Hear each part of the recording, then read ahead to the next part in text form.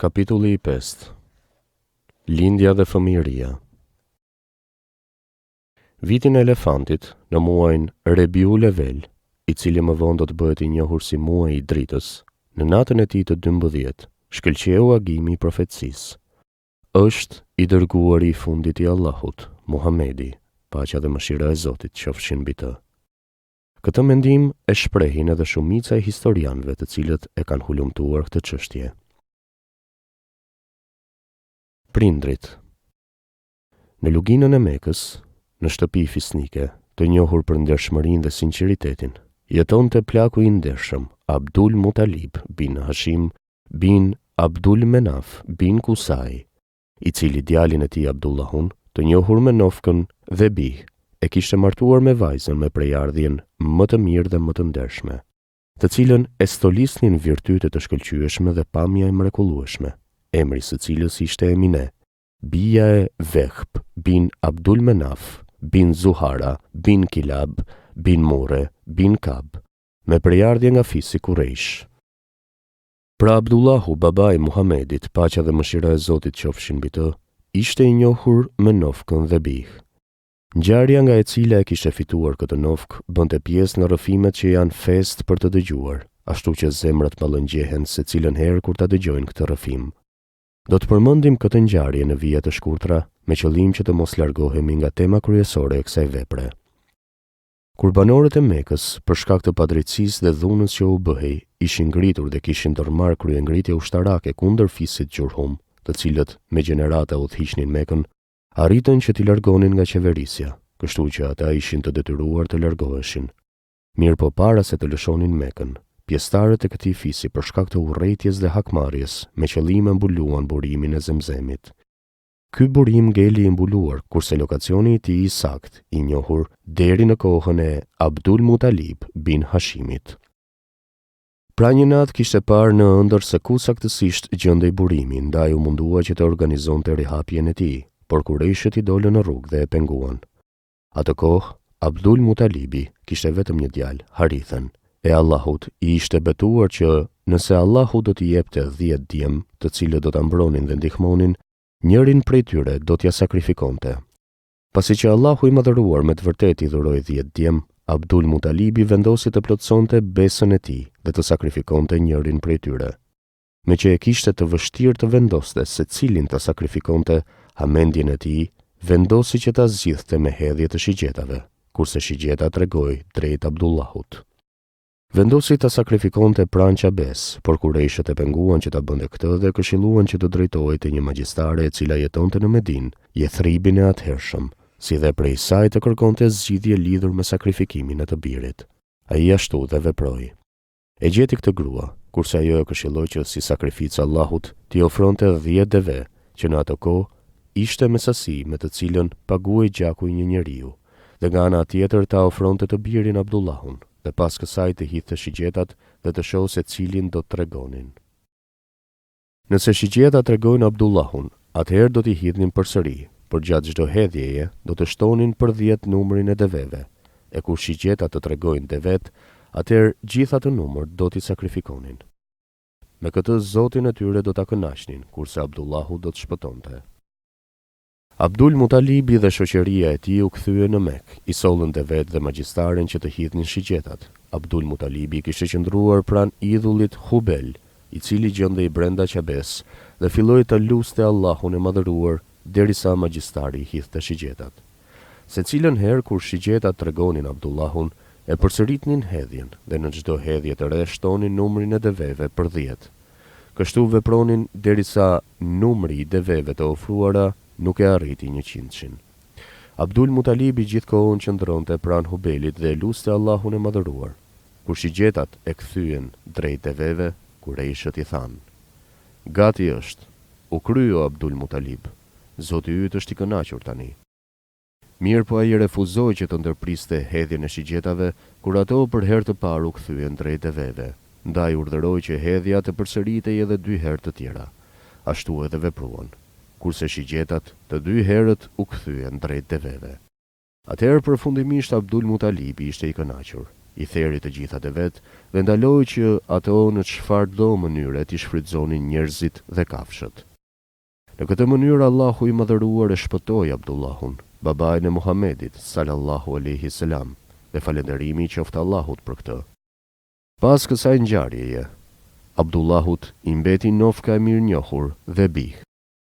Përndryshe Abdullahu prej të gjithë 10 djemve të Abdul Mutalibit ishte më i dashur, e kjo dashuri pas kësaj ndodhije të çuditshme akoma më shumë u zmadhua.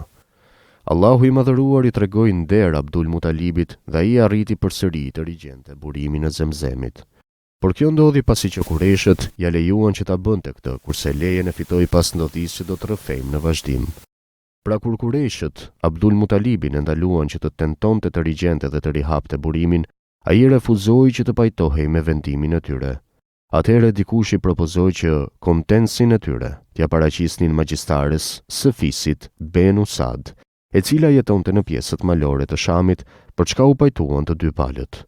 Shkuan te magjistarja, por gjatë këtij udhtimi mbetën pa ujë dhe u etën tejmase. Sapo i bindën se do të vdisnin nga etja, pa ujin mbi të cilin qëndronte deveja Abdul Mutalibit me barkun e saj. Aty pushuan dhe e shuan etjen, por nuk e vazhduan udhtimin, por vendosën që punën rreth rihapjes së sërishme të burimit të Zemzemit t'ia besonin Abdul Mutalibit, duke rënë dakord që nga gjithë banorët e Mekës, vetëm atij dhe askujt tjetër t'ia besonin këtë detyrë. Mësime dhe porosi. 1.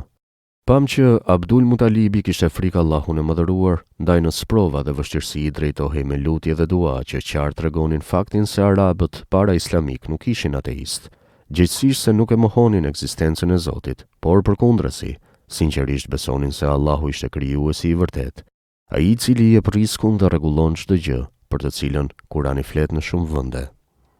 2. Abdul Mutalibi në rastin e përmendur i drejtonte Allahut dua pran idhullit Hubel, duke dashur që ai të ndërmjetësonte tek Allahu.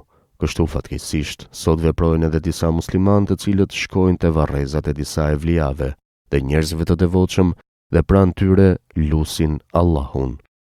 Veprimet e këtilla nuk janë gjë tjetër përpos nxitje të shejtanëve, e cila daton që nga koha e Abdul Mutalibit dhe paraqet praktik pagane. Kërkojnë mbrojtjen e Allahut nga veprimet të ngjashme. 3. Kerametet gjithësisht, ndodhit mbi natyrore dhe të pazakonta, me të cilat Allahu i Madhëruar e ka nderuar Abdul Mutalibin në formën e ëndrrës në të cilën kishte parë lokacionin e saktë të burimit të Zemzemit, ose uji i cili kishte rrjedh nën kërthizën e devesë së tij, ose ajo që shigjetat kishin treguar se devet duhen sakrifikuar në vend të djalit të tij, Abdullahut, edhe pse në shikim të parë ishin dhuruar atij, gjithsesi Abdul Mutalibit, të gjithë këto në fakt janë parashenja dhe paralajmërime për profecinë e Muhamedit, paqja dhe mëshira e Zotit qofshin mbi të. 4. 100 devet me të cilat ishte kompensuar Abdullahu, deri te të cilët erdhën me hedhjen e shigjetave, janë baza e pagesës së gjakut, të cilën më vonë do ta pranojë edhe Islami. Sipas mësimeve islame, pagesa e gjakut për një burr musliman është 100 deve, kurse për një muslimane, gjysma e saj. Shtatzania e Emines. Abdullahu, me bekimin e babait të tij Abdul Mutalibit, ishte martuar me vajzën e Emines, edhe atë menjëherë pas ngjarjes me betimin dhe përmbushjen e zotimit, kurse Emineja së shpejti ngeli shtatzën me Muhamedin, paqja dhe mëshira e Zotit qofshin mbi të. Shtatzaninë e saj e ndoqën ngjarjet dhe ndodhit që do t'i përmendim në vijim. 1. Muhamedi, paqja e Zotit qoftë mbi të, është nisur në martesë plotësisht legjitime ligjore e jo në tradhti ose në ndonjë lloj martese pagane, të cilët në atë kohë ishin të përhapura gjithandej, me çka Allahu i Madhëruar e ka ruajtur paprekshmërinë e të dërguarit të tij, gjë të cilën askush përpos tij nuk është në gjendje ta bëjë. 2. Derisa e mbarte, e ëma Muhamedit, paqja e Zotit qoftë mbi të, Emineja, nuk i ndjente të gjitha ato vështirësi në formën e dobësisë dhe mundimit, të cilat zakonisht i ndjejnë shtatzënat, që dhe kjo ishte shenjë e qartë e specifikimit të kësaj foshnjeje. 3. Natën e nisjes së shtatzanisë, si dhe natën e lindjes, Emineja kishte parë një dritë të madhe se si dilte nga barku i saj. Drita ishte aq e shëndritshme sa që Emineja mundej të shihte pallatet e Shamit. Në një rast e kishin pyetur Muhamedin, paqja e Zotit qoftë mbi të tregonte diçka për vetveten, kurse ai kishte thënë: Unë jam duaja e pranuar e Ibrahimit dhe lajmi përgëzues të cilin e kishte paralajmëruar Isai. Kur ka ngel shtatzën, nëna ime ka parë nga barku i saj të dilte dritë e madhe, e cila kishte shndritur dhe pallatet e Shamit. 4. Pas shtatzanisë Eminesi kishte ardhur diçka që i kishte thënë: Do të mbartësh prijesin e këtij ummeti. Ndaj, kur të lindet, ti thuaj: Kërko mbrojtjen prej tij, të vetmit, që ta ruaj nga çdo syz i liqar dhe cytës. Shenjë e qartë do të jetë ajo që gjatë lindjes së tij nga barku yt do të dalë një dritë e madhe e cila do t'i shndrisë edhe pallatet e Basras dhe Shamit. Vendosja emrin Muhammed, emri i tij në Teurat është Ahmed, atë lavdërojnë banorët e qiellit dhe tokës. 5. Është lindur me kërthizën e prerë, që është në kundërshtim të zakonshme.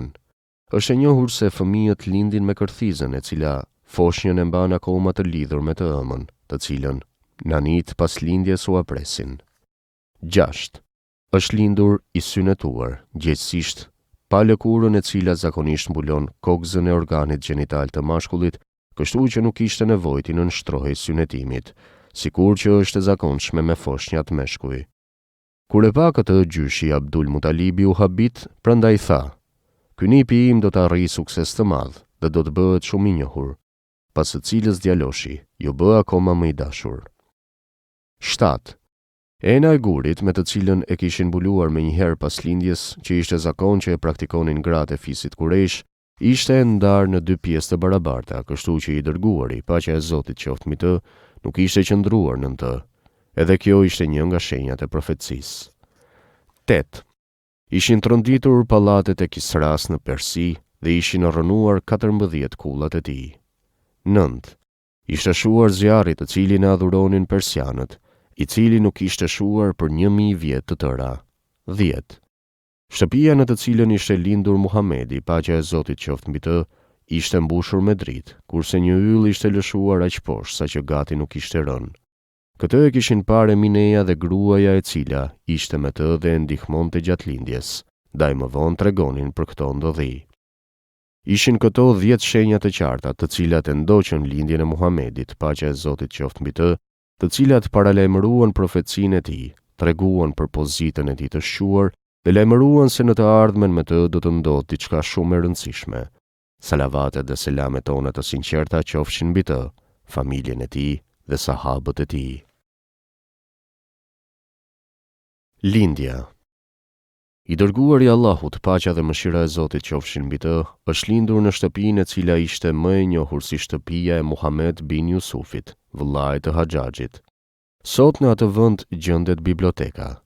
Mi që këtë e kemi sqaruar, Muhamedi, paqja e Zotit qoftë mbi të, është lindur në vitin e elefantit, gjithsesi rreth 50 ditë para sulmit të Ebreha e Shremit ndaj Mekës dhe humbjes së tij, gjë e cila gjithashtu ishte një nga parashenjat të cilat e paralajmëruan ardhjen në jetë të Muhamedit, paqja e Zotit qoftë mbi të, të treguan vërtetësinë e pejgamberisë së tij, autenticitetin e shpalljes, e cila ishte dhënë, si dhe pozitën e lartë që ai do të zinte në mesin e të gjithë botrave.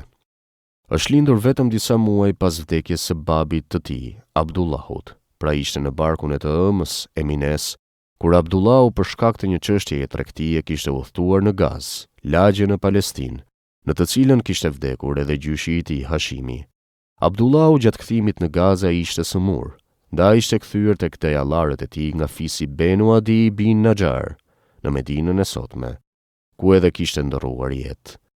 Vendi i varrit të tij ishte i njohur deri para ca kohësh, por ai është fshehur me qëllim që të pengohen ignorantët që do ta vizitonin dhe prej tij të kërkojnë ndërmjetësim. Madje kishte edhe prej atyre që shkonin te varri i tij dhe bënin dua, kërkojnë mbrojtjen e Allahut nga gjëra të këtilla.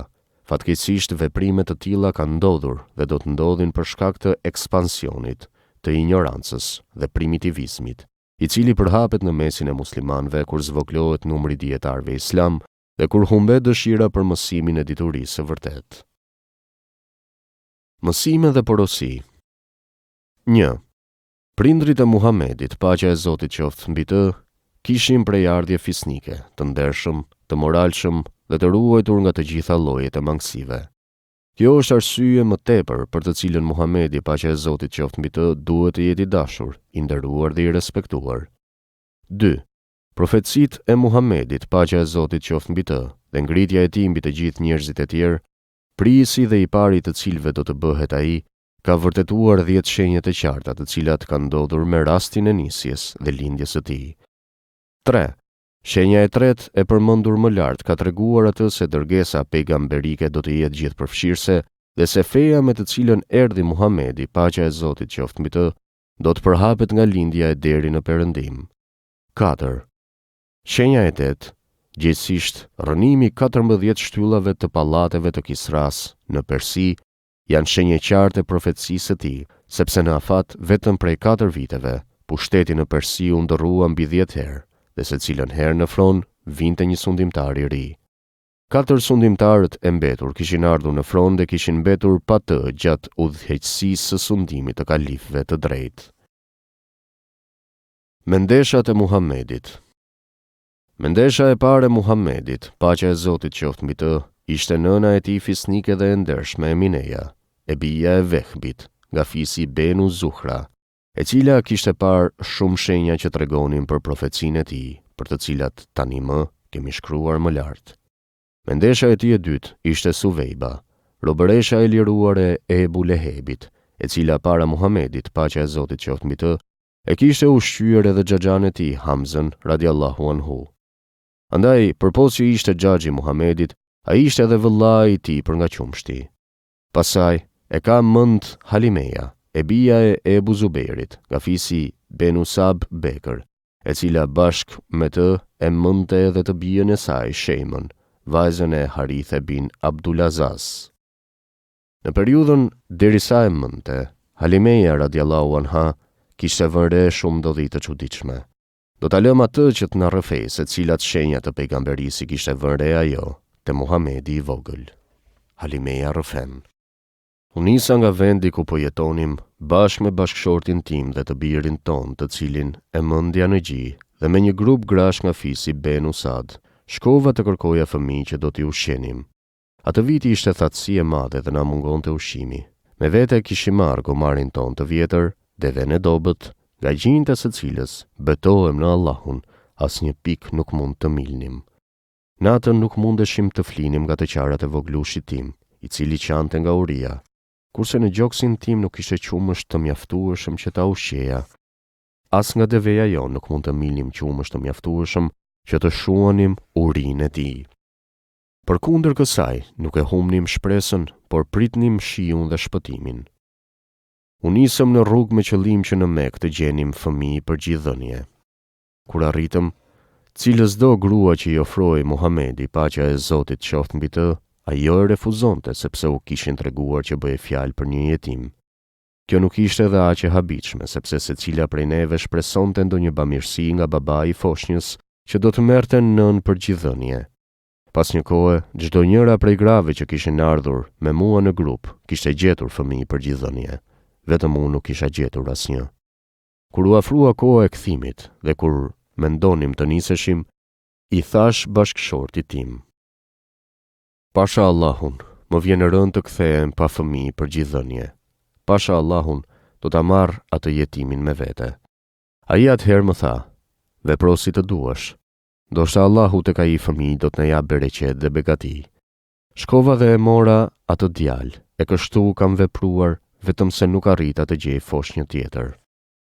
Kur u ktheva me të te kalërimi im dhe kur e vura në prehër, gjinjtë e mi për një herë u mbushën me qumësht. E kam ushqyer derisa u ngop, mandeje ushqeva edhe vëllain e tij për nga qumshti, derisa edhe ai u ngop e mandeje zuri gjumi. Bashkëshorti im u ngrit dhe shkoi deri te deveja jon plak dhe vuri re se gjinjtë ishin fryrë nga qumshti.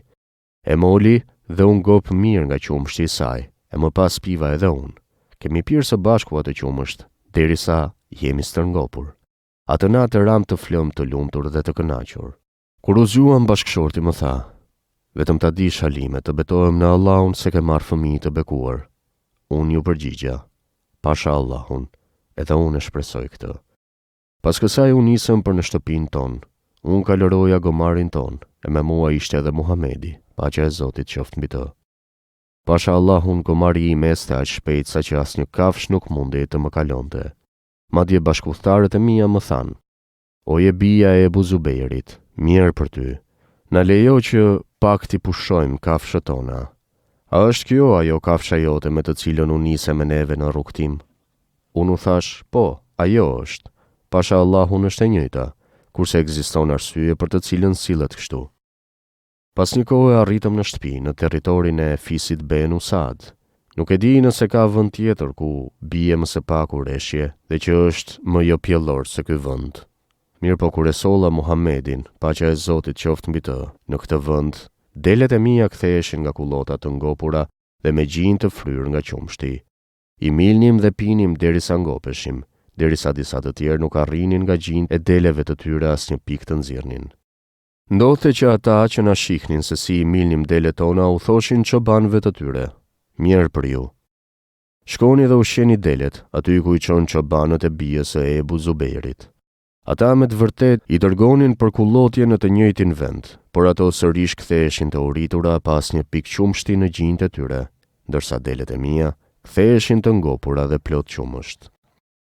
Kështu me dëshirën e Allahut, gjendja në çdo pikpamje na u përmirësua, derisa u plotësuan 2 vite të plota, pas së cilës u ndërprem gjithënien. Muhamedi, paqja e Zotit qoftë mbi të, ngadalë po rritej, po ashtu sikur të rriteshin fëmijët e tjerë. Nuk ishin mbushur akoma as 2 vite, kurse ai ishte një djalë serioz. Ne e kthyem përsëri te ëma e tij, megjithse për shkak të gjitha begative të cilat përmes tij po na vinin, shumë dëshironin që akoma të mbetej te ne. Biseduam me të ëmën e tij dhe unë i propozova: "E çka mendon nëse djaloshin tënd e lë tek unë, edhe për një kohë, derisa të forcohet, sepse kam frikë të mos i ndodh ndonjë nga sëmundjet e Mekës." Kështu me të bisedonim dhe insistuam derisa u pajtua që djali të kthehej me ne në fshat. Nuk kaluan as disa muaj pas kthimit ton, ndodhi edhe një ndodhi e çuditshme. Muhamedi, paqja e Zotit qoftë mbi të, i ruante delet pas shtëpisë son, bashkë me vëllain e tij prej qumshti. Kur papritur djali jon vrapoi, i trishtuar nga frika, i tha babait të tij: "Vëllai im, kur e shiti i vogël, e kanë kapur 2 njerëz të veshur me të bardha, e shtrinë në tokë dhe barkun ja çan." Shpejtova me të shoqin në vendin se ku gjendej Muhamedi, paqja e Zotit qoftë mbi të. E takuam duke qëndruar, kurse fytyra e tij ishte disi më ndryshe. E përqafoi edhe burri im dhe e pyetëm: "Çka ndodhi bir?" Kurse ai u përgjigj: "Mu afruan 2 burra me veshje të bardha, më shtrinë në tokë, pastaj më hapën barkun. Diçka kërkonin në të, por unë nuk e di se çfarë."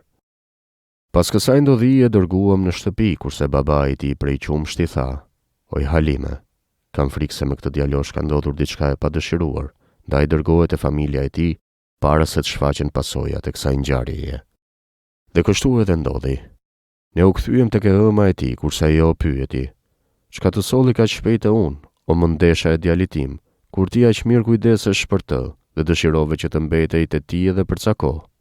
Ju përgjigja: "U bë konkurrent i djalit tim, por edhe unë detyrën time ndaj tij e kam kryer. Gjithashtu kam frikë të mos i ndodh diçka e pakëndshme, andaj, ja, po ta kthej, kurse edhe ti këtë e dëshiron." Mirë po ajo vazhdoi: "Pa më thuaj se cila është arsyeja e vërtet. Bëhu e sinqert dhe më thuaj se çka ka ndodhur në të vërtet." Aq shumë insistonte derisa i tregova se çfarë kishte ndodhur vërtet. Mandej pyeti: "A thua mendon se shejtani e ka friksuar?" Kurse unë ju përgjigja: "Po, ashtu mendoj." Mirë po ajo e mohoi këtë: "As se si, pasha Allahun atij shejtani nuk mund t'i bëj dëm. Biri im është i veçantë. A dëshiron të të tregoj pse mendoj kështu?" "Sigurisht," ju përgjigja. Ajo vazhdoi: "Kur kam ngelur shtatzën, pash si nga barku im dilte një dritë e madhe, e cila i shndriti edhe pallatet e Basras në Sham. Derisa po e mbaja, pasha Allahun, kur far vështirësie nuk kam ndier. Dhe ku nuk kam dëgjuar që dikush të kishte pasur shtatzani më të lehtë se unë. Kur e kam lindur, duart e tij i vendosi në tokë, kurse kokën e tij të vogël e ngriti drejt qiellit. Mos ki dert për birin tim dhe shko në paqe. Kështu mbaroi gjithënia e Muhamedit, paqja dhe mëshira e Zotit qofshin mbi të, në pjesën shkretinore të cilën banonte fisi Benu Sad. Tradita e gjithënies së foshnjave në fshat ishte e përhapur në mesin e fisnikëve kurejshit, ashtu që ata, foshnjat e tyre në vitet e para të jetës, i dërgonin që të qëndronin në shkret të tjerë, që të ishin më të shëndosh, më elokuent dhe më të fuqishëm në trup.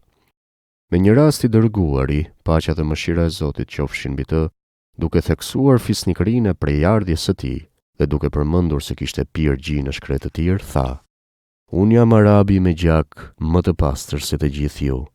Unë jam nga fisi Kurejsh, kurse kam pirë te fisi Benu Sad. Mësime dhe porosi. 1. I dërguari, paqja dhe mëshira e Zotit qofshin mbi të, kishte 3 gjithënse: nënën e tij të ndershme Eminen, robëreshën e liruar të xhaxhait të tij Ebu Lehebit, Suvejbën, dhe Halimen, gruan nga fisi Benu Sad. 2. Muhamedi, paqja e Zotit qoftë mbi të, ka pirë 2 vite të plota, që paraqet periudhën e gjithënies së fëmijëve, të cilën e vërteton edhe Islami. 3.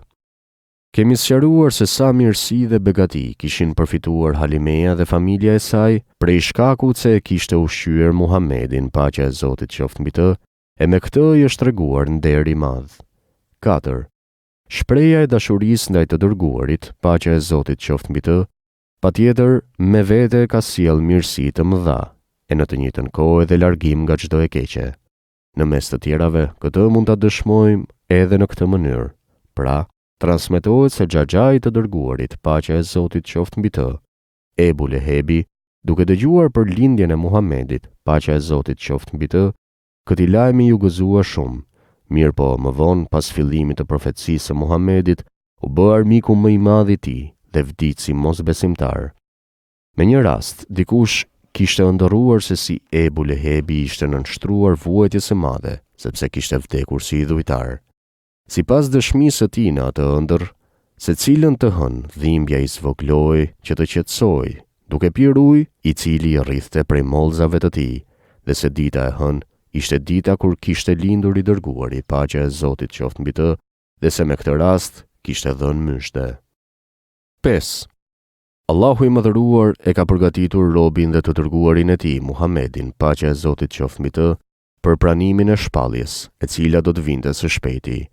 Këtë e kishte bërë duke i dërguar 2 melek, të cilët e kishin kapur nga gjoksi i tij, kishin larguar droçkën e zezë, i cili duhet të ishte vendi i kafshimit të shejtanit, kështu që pas kësaj, shejtani kurrë më nuk ka mundur ta dëmtojë, ose çfarëdo qofti pëshpërit. 6. Në këtë pjesë kemi treguar edhe për shenjat e qarta të profecisë së Muhamedit, paqja e Zotit qoftë mbi të, të cilat i kishte parë ëma e tij Emineja, ditën që ishte ngjizur dhe ditën që kishte lindur. 7. Është e lejuar që hapur të mburremi me ndonjë lloj begatie ose mirësie të cilën Allahu, nga bujaria e tij, ja ka dhuruar njeriut, me kush që njeriu në vazhdimsi të falenderojë Allahun për atë begati. Kujdestarët e Muhamedit. Pas kthimit të dashurit, paqja e Zotit qoftë mbi të, nga Halimeja te nëna e tij Emineja, ajo vazhdoi të kujdesej për të. Ai në të njëjtën kohë u rrit nën syrin e zgjuar të gjyshit të tij Abdul Mutalibit. E gjithë ata ishin në mbrojtjen dhe kujdesin e Allahut të madhëruar. Kështu Emineja ishte dhe kujdestarja e parë të dërguarit, paqja e Zotit qoftë mbi të, edhe në moshën e tij më të hershme. Allahu i madhëruar kishte caktuar që Emineja me të birin e saj të pastër e të ndershëm të nisej për në Jethrib, Medinën e sotme, me qëllim që ta dërgonte në vizitë dajallarët e tij nga fisi Benu Adi bin Nejar. Ata në të vërtetë ishin dajallarët e të atit të tij, Abdullahut, ndërsa daja i babait konsiderohet edhe si daja i fëmijës, sepse gjyshja e Abdullahut, gjithësisht e ëma e Abdul Mutalibit, ishte Selma, e bija e Amrit nga fisi Nejar. Në kthim nga Medinja në Mekë, në vendin Ebva, Emineja ishte sëmur dhe po aty kishte vdekur.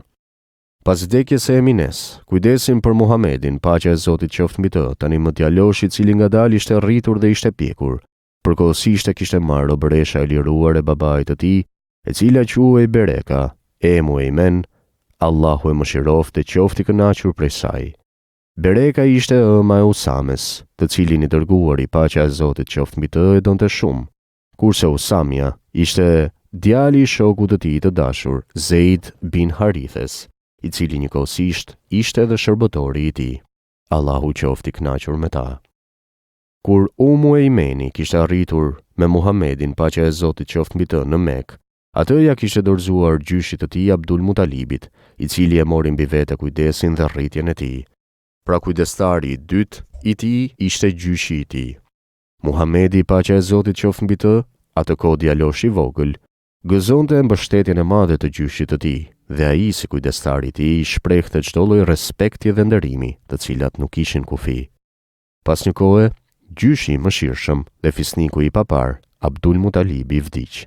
Kurse kujdesin për Muhamedin, paqja e Zotit qoftë mbi të, atëherë 8 vjeç, me porosi të gjyshit të tij, e mori xhaxhai i tij, Ebu Talibi, vëllai i lindur i babait të Muhamedit, paqja e Zotit qoftë mbi të, Abdullahut.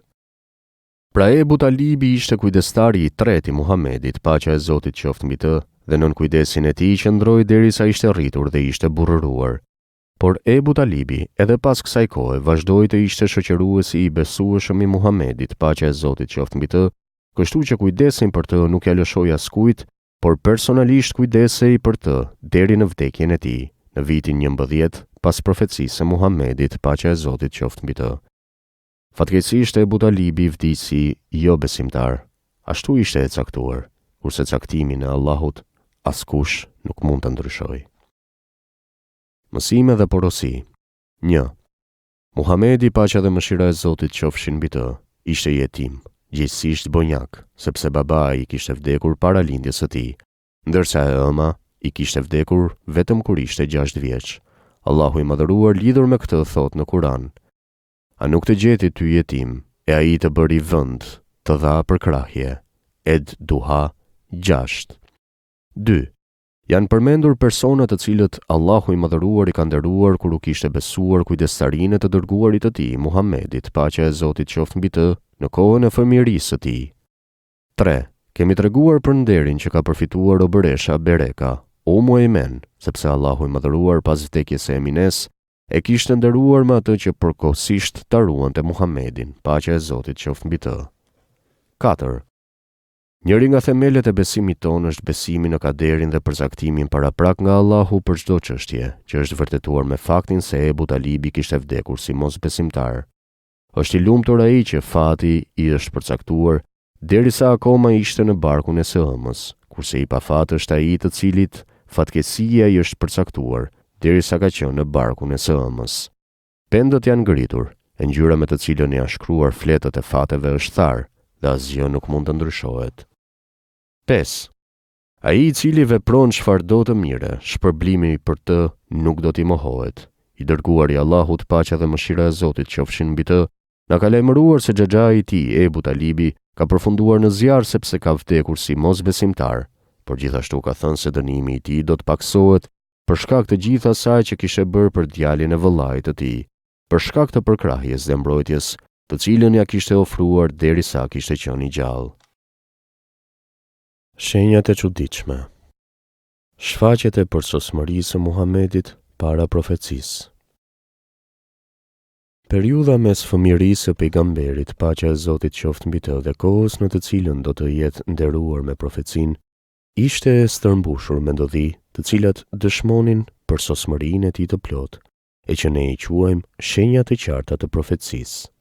Do të përmendim disa prej këtyre shenjave, me qëllim që dashuria jonë ndaj të dërguarit, paqja e Zotit qoftë mbi të rritet dhe besueshmëria jonë në profecinë e tij të jetë e përhershme dhe e paluhatur.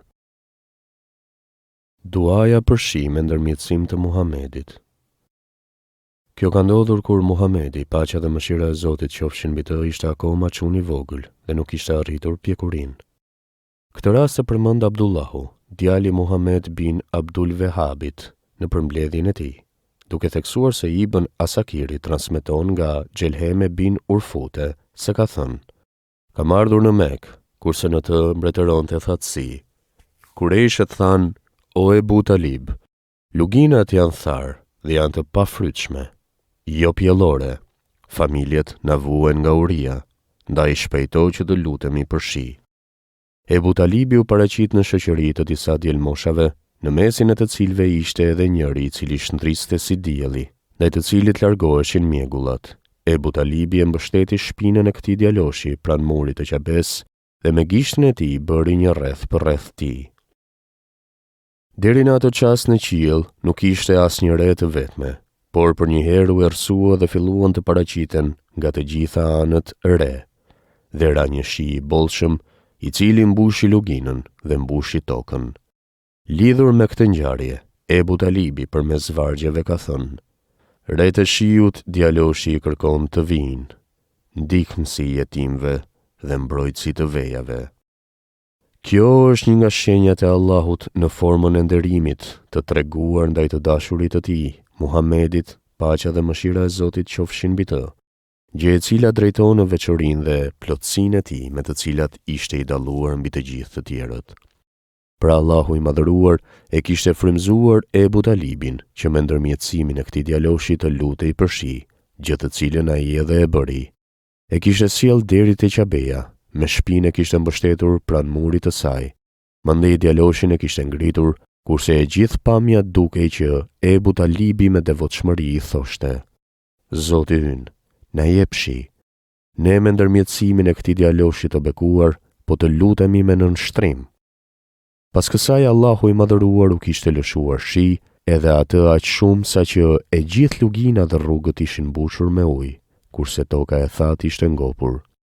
Kjo ndodhi ishte lajmi përgëzues dhe njëra nga parashenjat e ardhjes së shpejtë të pejgamberisë së Muhamedit, paqja dhe mëshira e Zotit qofshin mbi të. Nëse mendojmë pak më thellë lidhur me këtë ndodhi, patjetër mund të arrijmë në përfundimin se ai vetëm e ka vërtetuar dhe në një farë mënyrë e ka paralajmëruar profecinë e Muhamedit, paqja e Zotit qoftë mbi të, dhe atë me qëllim që të gjithë ata që ishin të pranishëm në atë ngjarje, por edhe ata që nuk gjendeshin aty, të dashurojnë sinqerisht dhe që zemrat e tyre të lidhen fort me të, deri në atë masa që ai u bë më i dashur se edhe vetët e tyre. Kështu secili që sinqerisht e do Muhamedin, paqja e Zotit qoftë mbi të, do të jetë i gatshëm t'i lërë të gjithë që i do dhe që vlejnë në jetë. Kështu plotësohet edhe përsoset në nështrimin ndaj Muhamedit, paqja e Zotit qoftë mbi të, dhe ai që arrin këtë, ai është i gatshëm që të dërguarin, paqja e Zotit qoftë mbi të, ta ndjek në të gjithë atë me të cilën ka ardhur, qoftë nëse ka të bëjë me besimin islam, plotësimin e veprave që i do Allahu, apo me praktikimin e moralit islam dhe sjelljes së përkryer. Kjo është e vetmja mënyrë me të cilën mund të iket nga dënimi dhe tmerri i xhehenemit, dhe në të njëjtën kohë të arrihet kënaqësia dhe rehatia në këtë botë dhe në botën e ardhshme, që është edhe qëllimi kulminant i atyre që synojnë mirësinë dhe janë robër të devotshëm të Allahut subhanahu wa taala. Vendet intime të dërguarit janë ruajtur nga shikimet e huaja.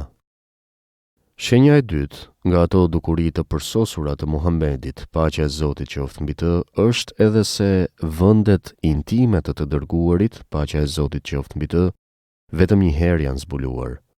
Ndodhi kjo gjatë kohës së rindërtimit të Qabes, ndërkohë që disa kurejshit ishin duke bartur gur. Njerëzit atëherë kishin zakon që izarin e tyre, pjesën e poshtme të veshjes, ta kthenin dhe ta venin mbi shpatull, me qëllim që t'i mbronte gjatë bartjes së gurve. Mirë po i dërguari, paqja e Zotit qoftë mbi të, këtë nuk e praktikonte, por gurin e vinte direkt në shpatull dhe ashtu e barte. Duke parë këtë, xhaxhai i tij Abasi, radiallahu anhu, i tha: "Se kur izarin tënd ta vësh në shpatull, guri nuk do të gërvisht." I dërguari, paqja e Zotit qoftë mbi të, kishte vepruar ashtu që e kishte këshilluar xhaxhai, pas së cilës ju zbulua vendi i turpshëm dhe më pas ra në tokë dhe dëgjoi zërin i cili tha: "Mbulo vendin tënd të turpshëm." E ky ishte zëri i melekut. Pas kësaj ngjarjeje, vendi i intimit të dërguarit, paqja e Zotit qoftë mbi të, kur nuk është zbuluar. Mësime dhe porosi. 1. Allahu i lartësuar kujdesej për Muhamedin, paqja e Zotit qoftë mbi të, duke e ruajtur nga çdo gjë që mund të rrëzonte prestigjin e tij dhe vendin e pozitës së tij të lartë, për të cilën ishte i parapërcaktuar. 2.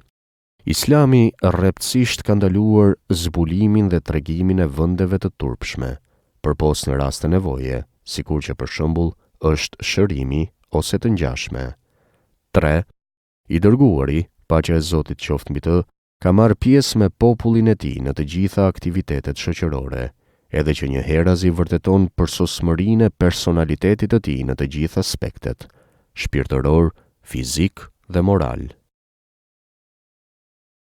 Urrejtja ndaj putave dhe idhujtarisë. Shenja e tretë. Allahu i madhëruar Muhamedit, paqja e Zotit qoftë mbi të, ja ka bërë të urryer dhe të shpifur putat, idhujtarinë, si dhe të gjitha llojet e veprimeve të shëmtuara dhe të urryera, në të cilat ishin thelluar edhe të rinjt edhe të moshuarit nga Kurejshët. Ata u ishin dhënë llojeve të ndryshme të veseve, siç është muzika, pija e alkoolit, bigjozi, por edhe të gjitha llojet e tjera të argëtimit dhe mashtrimit. Për këtë dëshmon edhe veti dërguari, paqja e Zotit qoftë mbi të, i cili ka thënë: Ashtu sikur që rritesha, idhujtaria, putat dhe poezia për mua bëheshin më të urryera. Kur nuk kam vepruar që të veproj diçka prej asaj që në xahiliet ishte e zakonshme të veproj, përpos në 2 raste, kurse në të 2 rastet Allahu më ka ruajtur. Pas kësaj kur nuk kam dëshiruar të veproj asnjë vepër të shëmtuar. Një natë ju drejtova një djaloshi i cili bashkë me mua ruante delet e i thash: A do t'i ruash për pak kohë delet e mia sa të shkoj deri në Mekë, që të argëtohem pak ashtu si dikur argëtoheshin djelmoshat? Ai u pajtua dhe më tha që të shkoja. U nisa dhe kur arrita të shtëpitë e para në Mekë, në atë moment dëgjova zërin e defeve dhe fyjeve, të cilët vinin nga dasma e ndonjë të riu. U ula që të dëgjoj, kurse Allahu i madhëruar i shurdhoi veshët e mi dhe më zuri gjumi. Jam zuar në mëngjes pasi më kishin zënë rrezet e ngrohta të diellit. Atëherë nuk dëgjoja asgjë të pahishme, kurse njëjtë më ndodhi edhe natën e ardhshme. Mësime dhe porosi. 1. Allahu i madhëruar e ka ruajtur Muhamedin, paqja e Zotit qoftë mbi të, nga të gjitha llojet e sjelljeve të pahishme për të cilat në të ardhmen dikush do të mund t'i kundërvihej dhe të diskutonte vendin e lartë që kishte. 2. I dërguari, paqja dhe mëshira e Zotit qofshin mbi të, ishte çoban dhe i ruante delet në shkretëtir. Me këtë janë marrë të gjithë të dërguarit para tij. Lidhur me këtë ka thënë: Nuk ka asnjë të dërguar e të mos ketë ruajtur dele.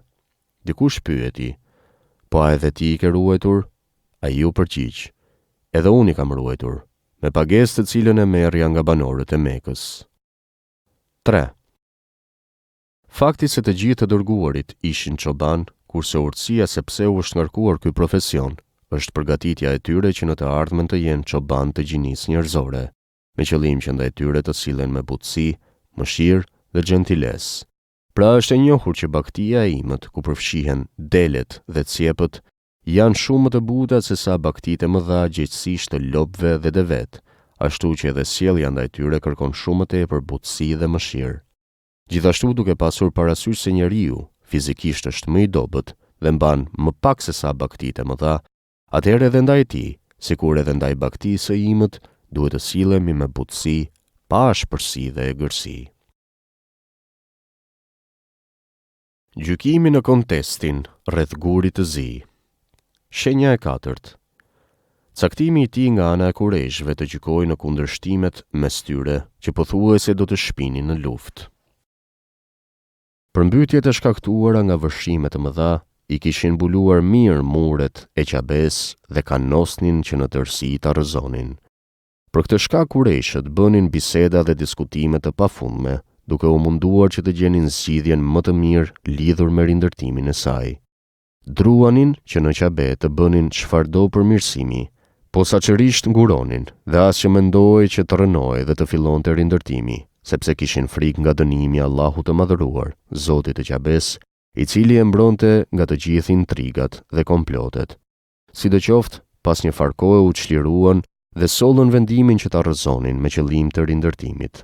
Për rindërtim kishin siguruar gjithçka që ishte e nevojshme, e kjo para së gjithash nënkuptonte që rindërtimi të financojë me pasuritë e fituara me halal.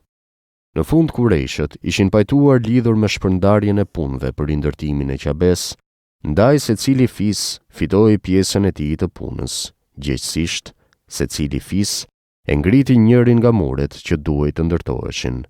Mandej filloi rënimi i Qabes, e pastaj edhe rindërtimi i saj.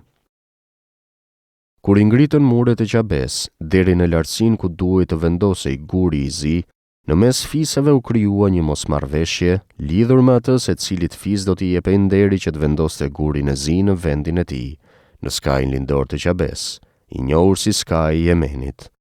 Ishin qortuar me zveti dhe përpaksa nuk u erdhi konflikti i përgjakshëm. Sidoqoftë, Allahu i madhëruar i inspiroi ashtu që me dëshirën dhe vullnetin e tij vendosën që gjykimi në këtë mosmarrveshje t'ia lini në dorë njeriu të parë i cili do të hynte në harem nga drejtimi i Safas. Dhe derisa qëndronin në pritje se kush do të paraqitej, për një herë panë që në drejtim të tyre vinte Muhamedi, paqja dhe mëshira e Zotit qofshin mbi të, ndaj edhe me zë bërtitën. Ky është Muhamedi, el Emin, besniku. Jemi të kënaqur me gjykimin e tij. Muhamedi, paqja dhe mëshira e Zotit qofshin mbi të, u pajtua që t'u gjykonte në këtë kontest, ndaj urdhëroi që në tokë të shtronin një material të fortë tekstili, e kur ata e shtruan, ai e mori gurin e zi dhe e vendosi në mes të materialit. Mandej thirrri prisit e të gjithë fisëve kurejshite dhe i urdhëroi që secili prej tyre të kapte njërin skaj të materialit dhe kështu bashkërisht të bartnin gurin e zi në vendin e tij. Kur e kishin ngritur në lartësinë e caktuar ku duhej të vendosej, Muhamedi, paqja e Zotit qoftë mbi të, e mori me duart e tij fisnike dhe të bekuara dhe personalisht e vendosi në vendin e tij. Në këtë mënyrë ishte penguar gjakderdhja e cila përpaksa nuk ishte ndodhur mes fisëve kurejshite dhe në mesin e tyre u kthye dashuria dhe respekti i ndërsjellët. Zgjidhja e të dërguarit, paqja dhe mëshira e Zotit qofshin mbi të, mbi këtë mosmarrveshje, është një nga dëshmitë më të bukura të veçantisë së tij, edhe para se Allahu i madhëruar ta zgjidhte dhe ta bënte pejgamber dhe të dërguar. Mësime dhe porosi. 1. Edhe një herë është vërtetuar veçoria e të dërguarit të Allahut, paqja e Zotit qoftë mbi të, e që në mes të tjerash mund të konkludojmë nga nofka e tij el Emin, që do me thënë besnik dhe i besueshëm, të cilin ja kishin vënë Kurejshët. Këtë emërtim e kishte marrë sepse kur në jetë nuk kishte rënuar nderin e dikujt, as që kishte në përkëmbur pasurinë e dikujt, kur nuk kishte gënjur dhe as ndonjëherë për dikë të kishte shpifur. 2.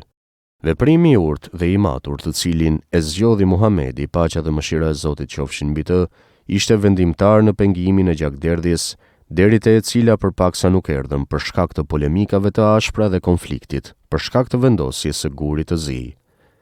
3. Respektin dhe nderin e madh që gëzonte Muhamedi, paqja e Zotit qoftë mbi të, në mesin e të gjithë kurejshve, e tregon edhe fakti se ati ja kishin besuar gjykimin lidhur me konfliktin e përmendur, dhe se me këtë gjykim ishin të kënaqur që të gjithë. Kjo në mes të tjerash ishte edhe një argument i qartë kundër atyre që më vonë do të refuzojnë që të rënojnë vërtetësinë e pejgamberisë së tij dhe të cilët do të hedhin çdo mendim që ta ndjekin, me arsyetimin se ai ishte magjistar dhe kishte shumë mangësi, edhe pse shumë mirë e dinin se nga të gjithë ata, ai ishte më i përsosuri në çdo aspekt.